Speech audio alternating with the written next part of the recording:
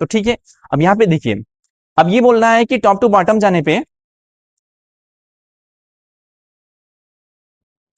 Top to bottom जाने पे increase कर रहा है आपका एसिडिक स्ट्रेंथ। तो एसिडिक स्ट्रेंथ कैसे इंक्रीज करेगा, एसिडिक मतलब एसिडिक कैसे होता है, तो मोर एच प्लस आयन जो इजिली दे दे या मोर एच प्लस आयन दे तो वो एसिडिक नेचर का होगा। हमने ये उसके डेफिनेशन में पढ़ा है, जो एच प्लस आयन देता है वो एसिडिक कहलाता है। तो यहाँ पे देखिए HF से HCl की ओर हाइड्रोफ्लोराइड से ये हाइड्रोक्लोरिक एसिड तक जाते हैं टॉप टू बॉटम में, तो क्या है बोल रहा है मोर एसिडिक, एसिडिक स्ट्रेंथ इसकी बढ़ रही है, इंक्रीजिंग एसिडिक स्ट्रेंथ और डिक्रीजिंग बेसिक स्ट्रेंथ। तो ये इसलिए बोल रहा है कि acidic strength top to bottom जाने पे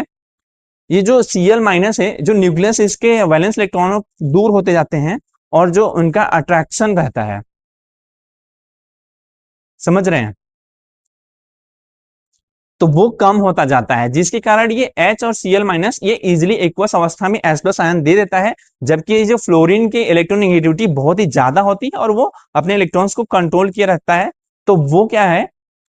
F माइनस में, मतलब F माइनस में इजिली कन्वर्ट नहीं हो पाता है, तो H प्लस नहीं दे पाता है। तो इसलिए ये बोल रहा है टॉप टू बॉटम जाने पे एसिडिक स्ट्रेंथ बढ़ता है और बेसिक स्ट्रेंथ घटता है। और ठीक इसी प्रकार से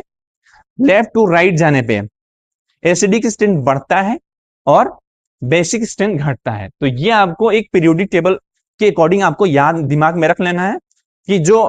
एसिडिक स्ट्रेंथ बढ़ेगा कैसे, टॉप टू बॉटम जाने पे, और लेफ्ट टू राइट जाने पे आपका एसिडिक स्ट्रेंथ बढ़ेगी और बेसिक स्ट्रेंथ उसके अपोजिट में घटेगा।